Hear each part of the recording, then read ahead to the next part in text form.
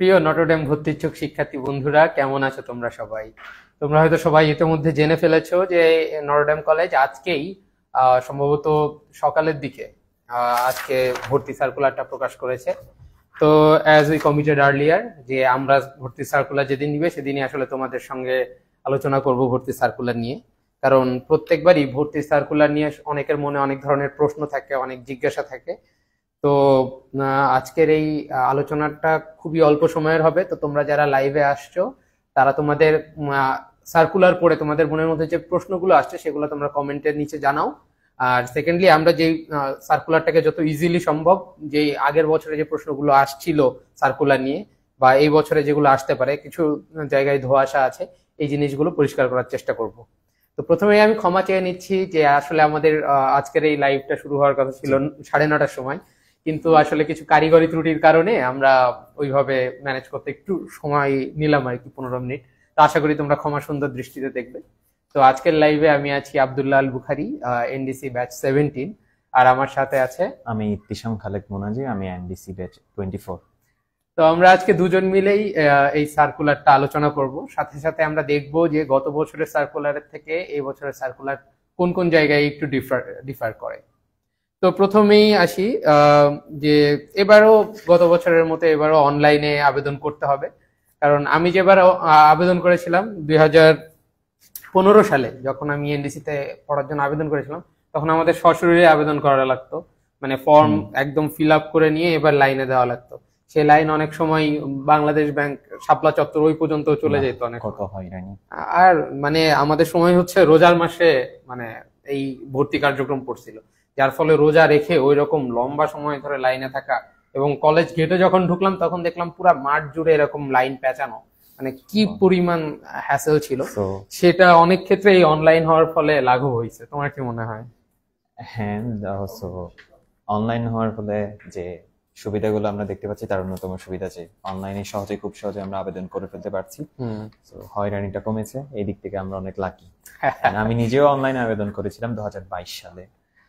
তারপরেও কিছু কমপ্লেক্সিটি থাকে না, যেমন ম্যাক্সিমাম ক্ষেত্রে দেখা যায় যে প্রথম এবং দ্বিতীয় দিন সার্ভার ক্র্যাশ করার একটা প্রবণতা দেখা যায়। হ্যাঁ, আমি আবেদন করেছিলাম হচ্ছে ঠিক লাস্ট দিনে, যে রাত 9টার দিকে আমি ফুল আবেদনটা শেষ হয়েছিল আমার সবকিছু, মানে ওই পেমেন্টটাও কি ওই সময় করা হয়েছিল? আচ্ছা আচ্ছা আচ্ছা, এটা একটু খেয়াল রাখবা যারা হচ্ছে আবেদন করবে। আবেদন শুরু হবে হচ্ছে 25 তারিখ দিবাগত রাত, অর্থাৎ 26 তারিখ থেকে তোমরা আবেদনটা কমপ্লিটলি করতে পারবে, এবং 30 তারিখ ক্লোজ হবে আবেদন, অর্থাৎ 30 তারিখ 12টার আগেই, সরি 5টার আগেই, বিকাল 5টার আগেই আবেদন ক্লোজ হয়ে যাবে।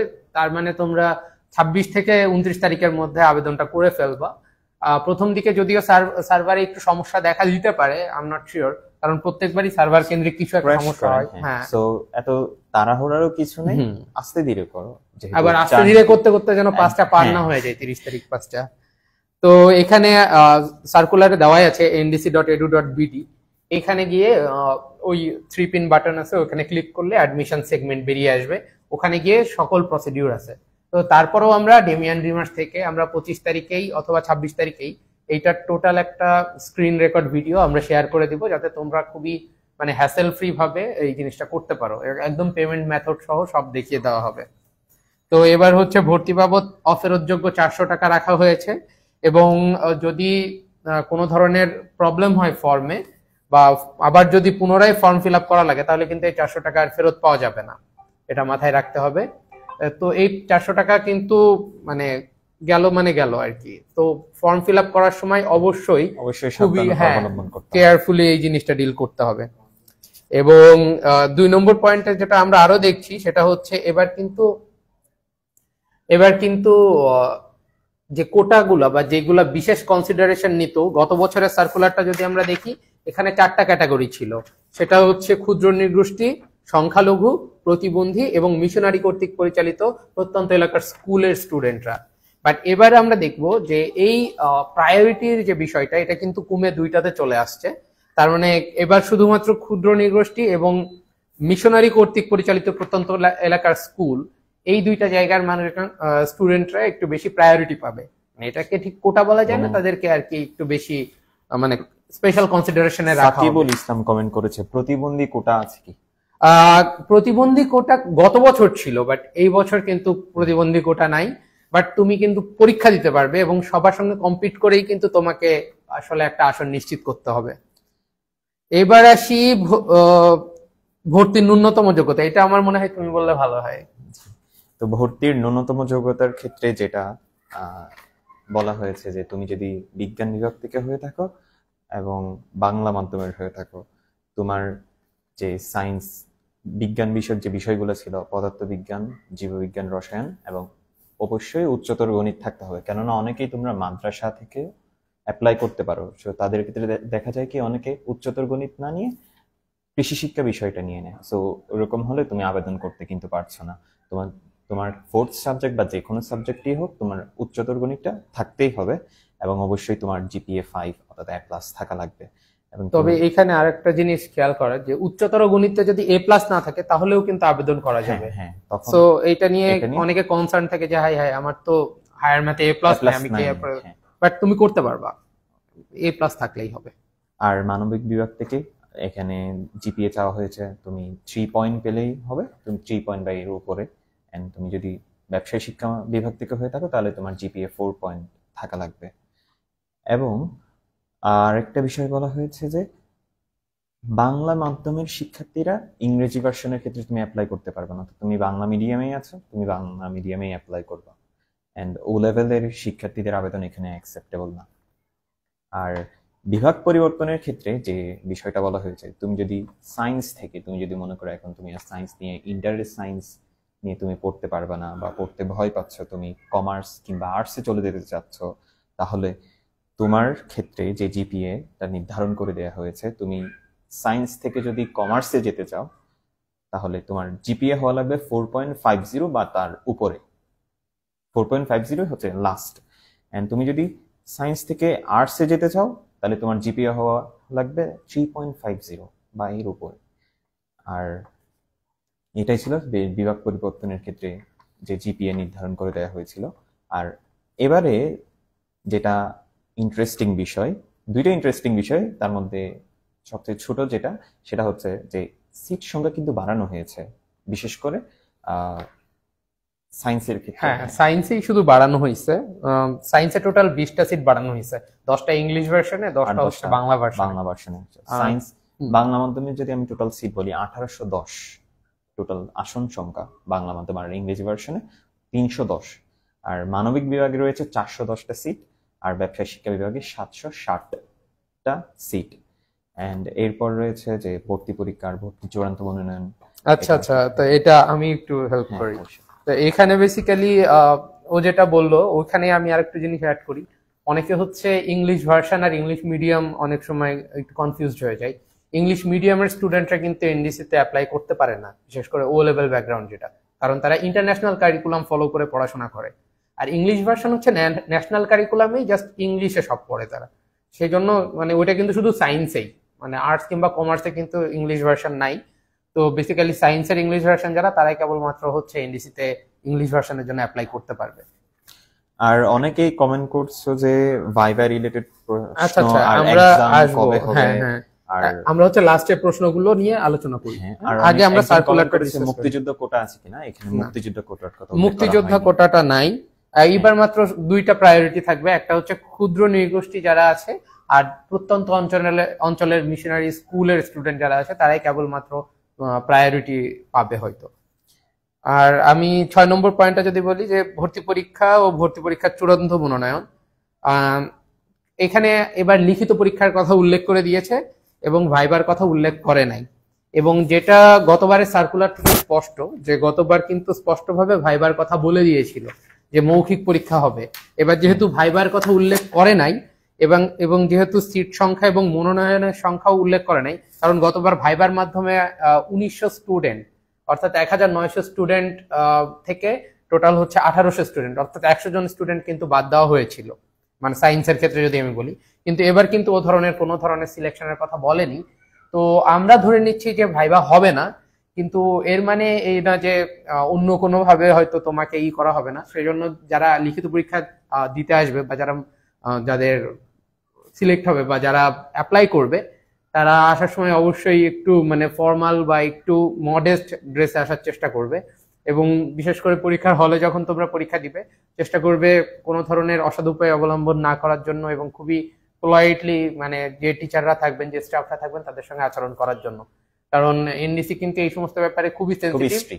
হ্যাঁ, এবং তারা ভাইবাটা নিতই ওই কারণে যে এই যে স্টুডেন্ট গুলা সিলেক্ট করে তারা নিচ্ছে সেখান থেকে আরো বেশি পিউরিফাই করে মানে খুবই স্পেসিফিক স্টুডেন্টকে তারা সিলেক্ট করতো প্রত্যেক বছর, সেই জন্য ভাইবা প্রসেসটা ছিল।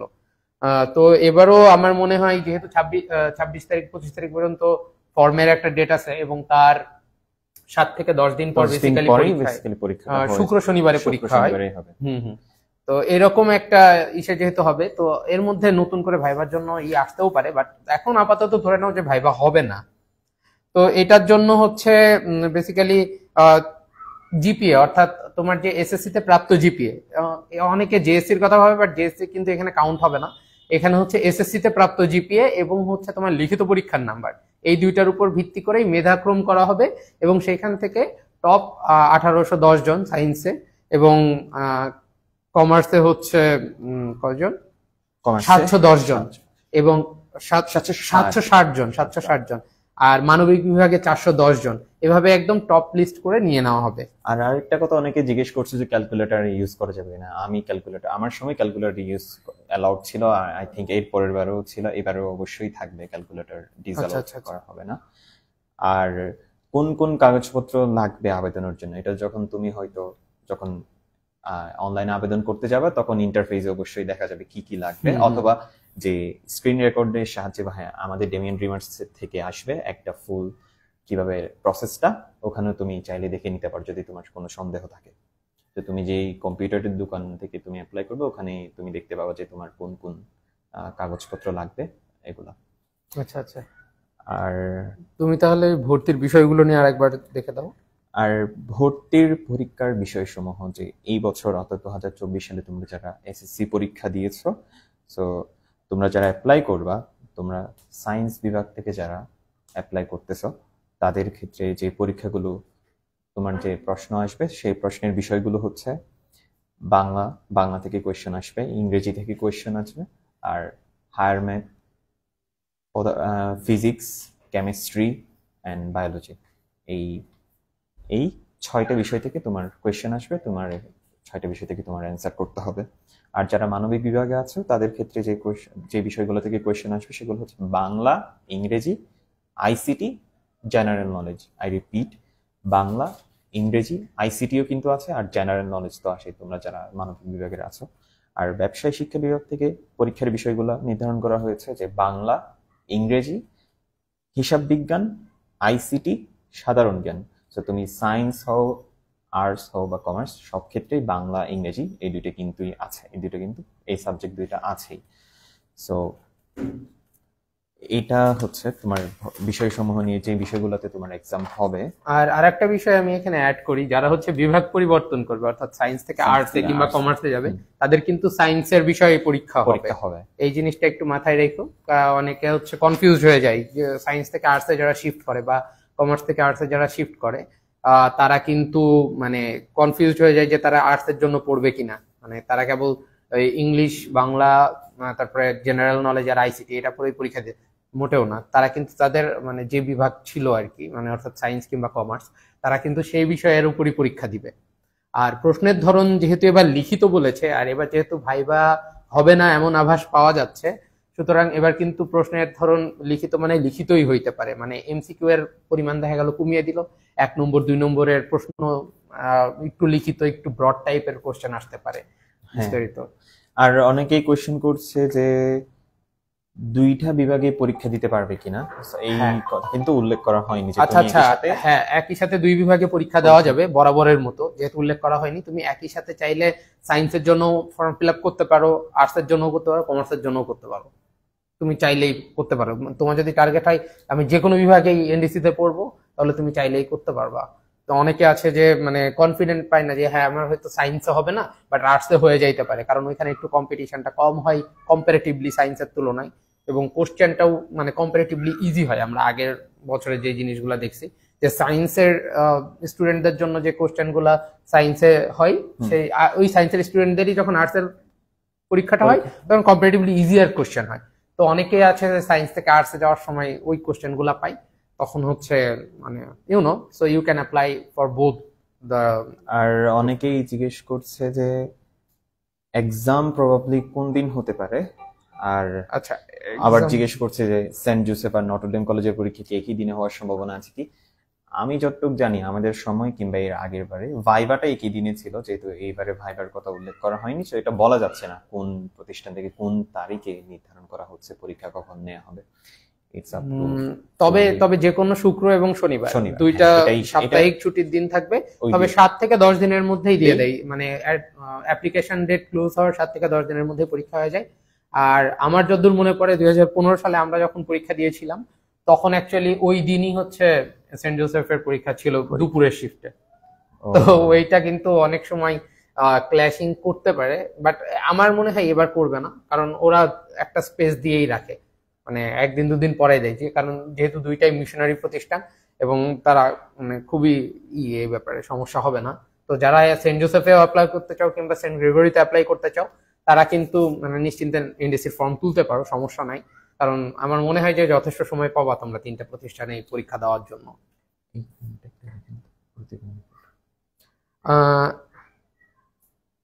আচ্ছা, প্রতিবন্ধী কোটা কিন্তু এবার উল্লেখ করে নাই, অনেকের কোশ্চেন আসছে যে প্রতিবন্ধী কোটা আছে কিনা।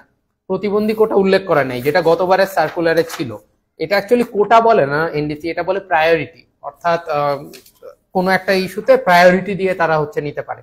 এটা অ্যাকচুয়ালি কোটার মতো ওইভাবে স্ট্রিক্টলি কাজ করে না। বাট এই বছর কিন্তু মানে যে সার্কুলারটা, এটাতে মাত্র দুইটা প্রায়োরিটির কথা বলা হয়েছে, একটা হচ্ছে ক্ষুদ্র নৃগোষ্ঠী আর একটা হচ্ছে মিশনারি কর্তৃক পরিচালিত প্রত্যন্ত অঞ্চলের স্কুল। অর্থাৎ তুমি যদি মিশনারি স্কুলে খুব ভালো মানে শহরের উপর চমৎকার মিশনারি স্কুলে পড়ো, তাহলে কিন্তু তোমার মানে এই প্রায়োরিটিটা তুমি স্কুল হইতে হবে। ক্ষুদ্র নৃগোষ্ঠী যারা আছে তারা এই প্রায়োরিটিটা পাবে।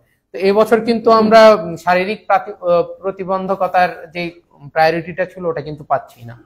তো আমরা ধরে নিচ্ছি ওই কোটাটা বা ওই প্রায়োরিটি থাকবে না, সো তোমাকে ওইভাবে প্রিপারেশন নেওয়া লাগবে, মানে এবার সবার সাথেই কম্পিট করে তোমার ই করা লাগবে। নটরডেম 23 ব্যাচের, অর্থাৎ এনডিসি 23 ব্যাচ যারা এই বছরে অ্যাডমিশন দিল, ওনাদের ক্ষেত্রে একজন ভাইকে দেখতে পেয়েছিলাম যে দৃষ্টি অত চোখে দেখতে পায় না। সো উনি অর্থাৎ উনি কলেজে অধ্যয়ন করেছিলেন তখন, এখন এটার উল্লেখ করা হয়নি, যেহেতু এই বিষয়টা ক্লিয়ারলি বলা হয়নি যে প্রতিবন্ধী বলতে তো অনেক ধরনের সেগমেন্ট রয়েছে। সো যেহেতু ক্লিয়ারলি বলা হয়নি, যারা হয়তো দৃষ্টি প্রতিবন্ধী আছো বা অ্যাপ্লাই করতে যাচ্ছ তারা চাইলে করতে পারে। অ্যাপ্লাই করতে তো অসুবিধা নাই, কিন্তু কম্পিট করতে হবে সবার সাথেই, মানে সবার খাতা যেভাবে ট্রিট করা হবে তোমার খাতা ওইভাবেই ট্রিট করা হবে আই গেস। কারণ এটা তো তোমার উপরে ফর্ম ফিল আপের সময়ই মানে সরি তোমার ওইটা নির্ধারণ করে দেয়। সো খাতা যখন দেখবে তখন ওই ফর্ম ফিল আপের ওইটা চেক করে নিবে। তো এবার যদি ওই অপশনটা না থাকে তাহলে তো আসলে ওইভাবে ডিটারমাইন করার সুযোগ নাই যে তোমার আসলে কি ধরনের প্রতিবন্ধকতা বা কি ধরনের বার্ডেন আছে। সো এইটা নিয়ে আসলে এবার যেহেতু দুটোর কথা বলেছে, গতবার যেহেতু স্পষ্টভাবে 4টের কথা বলা ছিল, তো আমরা ধরে নিচ্ছি যে শারীরিক প্রতিবন্ধকতা এবার মানে এই কোটাটা এবার আর থাকবে না। আর একজন বলেছে যে ভাইবা আছে কিনা। ভাইবার ব্যাপারটা আমরা বলেছি, যেহেতু সার্কুলারে উল্লেখ করা নাই সেহেতু ভাইবা না হওয়ার সম্ভাবনা বেশি, কারণ গতবারে মৌখিক পরীক্ষার কথা বলা ছিল সার্কুলারে, সেই জন্য গতবার ভাইবা হয়েছিল। এবার যেহেতু বলে নাই সেহেতু একটা কনফিউশন এখনো আছে যে এনডিসিতে ভাইবা হবে না, এটা আবার কেমন কথা অনেকেই বলতেছে।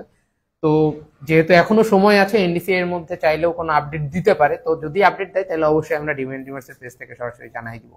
আচ্ছা মনোজির, অনেকে বলছে যে মানে ভর্তি পরীক্ষার নাম্বার কত নম্বরের হবে? তোমাদের সময় কত নম্বরের হয়েছিল? আমাদের সময় 55 মার্কের কোয়েশ্চেন হয়েছিল, 25টা এমসিকিউ টাইপ কোয়েশ্চেন ছিল, আর আর তো প্রত্যেকটা 2 নাম্বার করে, 25 দুগুণ 50, আর একটা 5 নাম্বারের কি বলে ওটাকে, একটু ব্রড, একটু লিখিত ডাক বাংলো নিয়ে আচ্ছা আচ্ছা লিখতে বলছিল। আচ্ছা আচ্ছা আচ্ছা ডাক বাংলো বিষয়টা অনেকের ক্ষেত্রে শীতের সকাল না কি কিছু একটা এসেছিল, আমার ক্ষেত্রে ডাক বাংলো পড়েছিল, অনুচ্ছেদ অনুচ্ছেদ লেখা।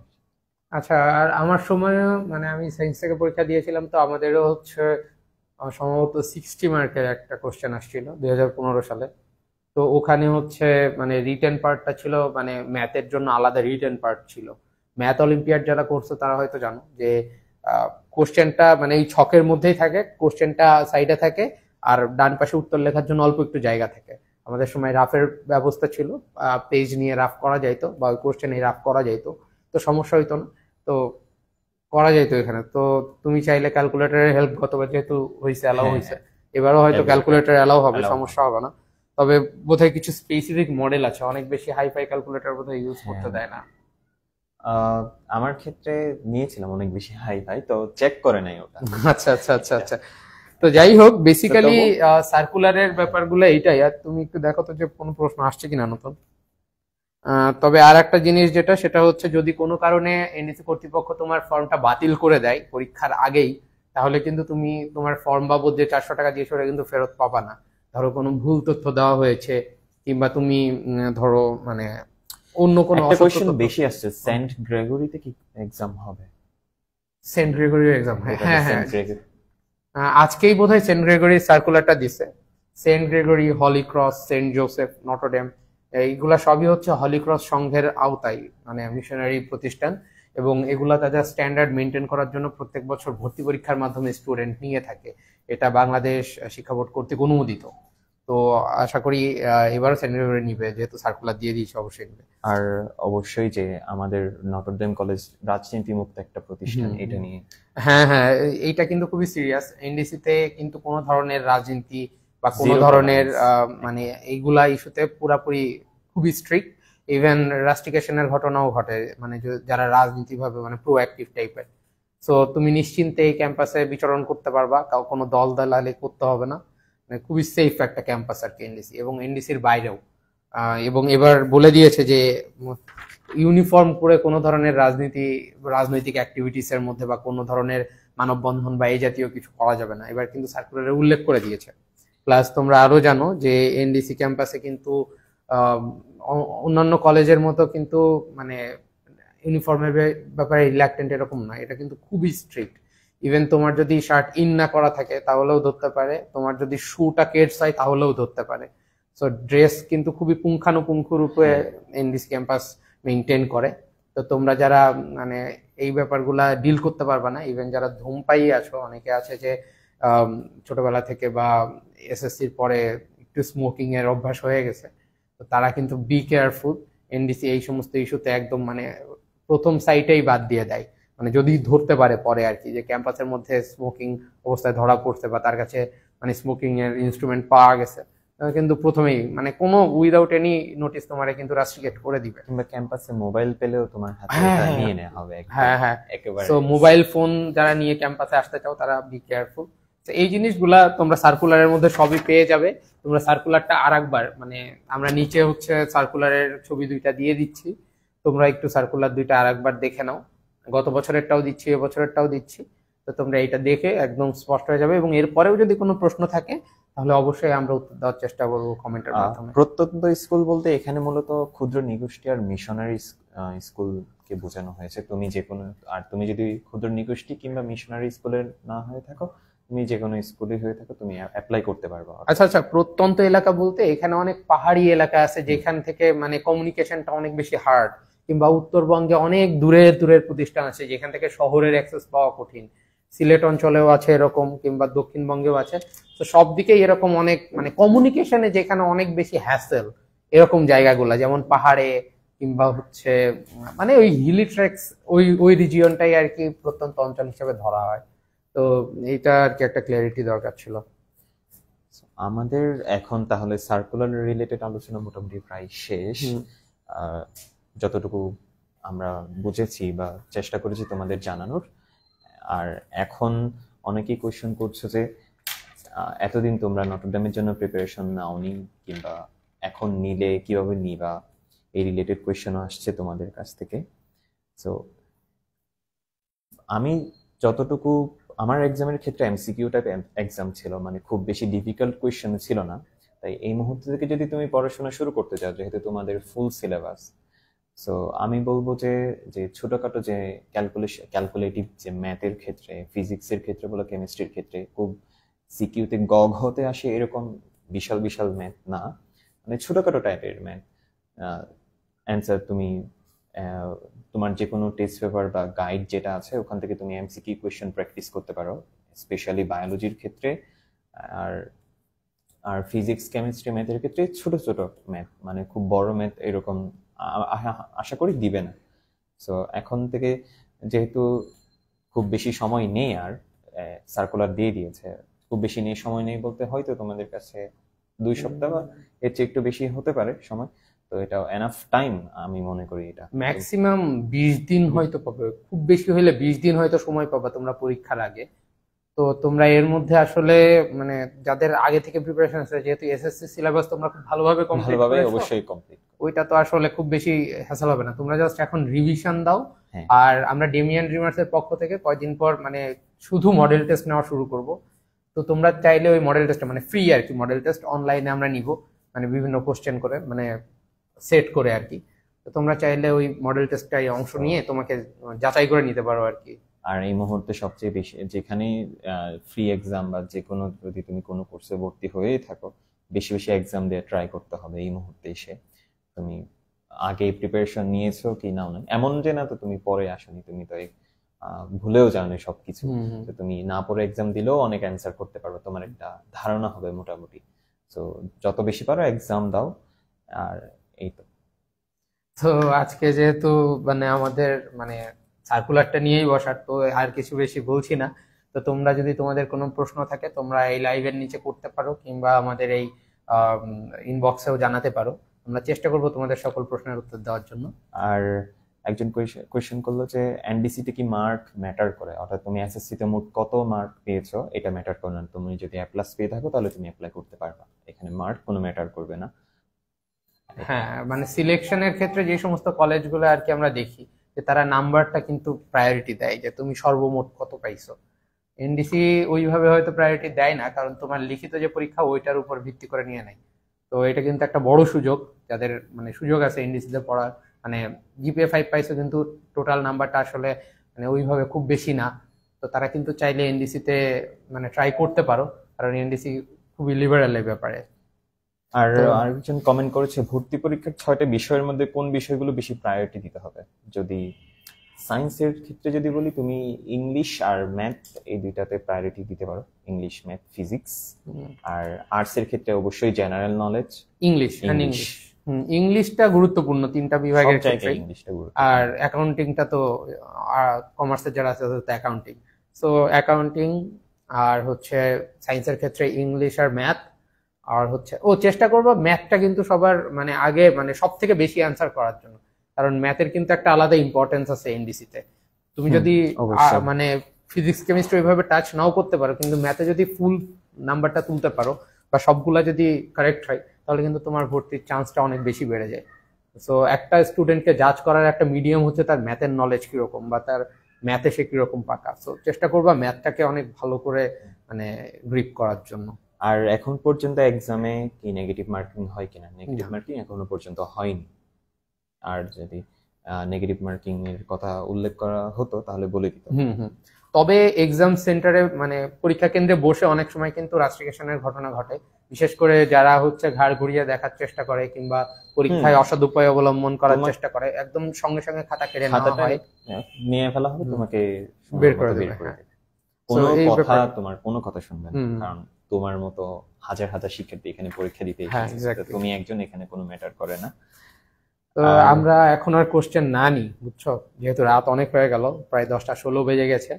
তো তোমাদের যদি আর কোনো কোয়ারিজ থাকে তোমরা আমাদেরকে এই লাইভের নিচেও জানাইতে পারো, আমরা এখান থেকে অ্যান্সার দেওয়ার চেষ্টা করব, অথবা আমাদেরকে সরাসরি ইনবক্স করতে পারো। লাস্ট একটা ক্যালকুলেটরের কথা বলছো নাকি, যে FX991 ক্যালকুলেটর ইউজেবল, তুমি চাইলে আনতে পারো, সমস্যা নেই। আমি নিজে ওইটা নিয়েছিলাম, বাট ওভাবে আমার ক্ষেত্রে চেক করা হয়নি। তবুও তুমি অল্টারনেটিভ হিসেবে যে 100 mS ওটা নিয়ে রাখতে পারো, যদি অ্যালাউ না করে যে এত হাই ক্যালকুলেটর কেন, তো তুমি অল্টারনেটিভ হিসেবে রাখতে পারো। আর এক্সামের দিন ফর্মাল ড্রেস আপ করে আসবে, একেবারে কোট টাই। ভাইবার ক্ষেত্রে যদিও আমরা ইন করে অনেকে, হ্যাঁ, একটু মডেস্ট ড্রেস হইলেই হয়। মানে তুমি যদি শার্ট পরো, শার্টটা যেন খুব বেশি ফ্লাশি বা ফাঙ্কি না হয়, খুবই মানে মানে সোবার একটা শার্ট পরলা, শু পরে আসার চেষ্টা করবা, না হলে কেডস, মানে চটি জুতা পরে আসলে পরীক্ষা না দিতে আসাই ভালো। কারণ আসলে ইউনো এনডিসিতে আসলে লুকটা অনেক বেশি মানে জাজ করে বা প্রায়োরিটি দেয়, যে তোমার পার্সোনালিটি তোমার পোশাকের মধ্যে দিয়ে ফুটে ওঠে। তো চেষ্টা করবা একটু ভালোভাবে মানে নিজেকে প্রেজেন্ট করার জন্য পরীক্ষায়। তো আজকে এই পর্যন্তই। আশা করি তোমরা সবাই যথেষ্ট প্রিপারেশন নিয়েছো, এবং যারা এখনো নিয়ে পারোনি তারা প্রিপারেশন নিচ্ছ। তোমাদের সকলের জন্য শুভকামনা। আজকে আল্লাহ হাফেজ। আল্লাহ হাফেজ।